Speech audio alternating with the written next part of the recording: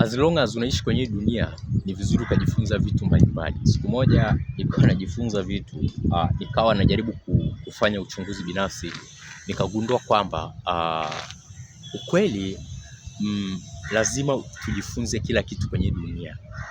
Ni lazima, kwa sababu kuna mahali tutahitajika kutumia hizo skills ambazo tumejifunza. Tusijiwekee mipaka kusema kwamba sihitaji kujua sana kuhusiana na masuala ya kiafya, kidaktari na nini. Sihitaji kujua sana kwenye masuala ya kigarage, engineer, masuala ya kiufundi, masuala ya no. Tusiishie hapo, kwa sababu mimi nakwambia ukweli, ukianza kujifunza hata kwa kidogo ukawa na idea, kuna mahali kitu itakusaidia. It's very important. Na ukianza kuifanyia kazi utaona matokeo kwenye maisha yako.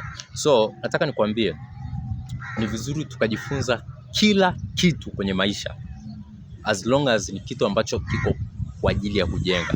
Ni vizuri tukajifunza kila kitu kwenye maisha. It's very important.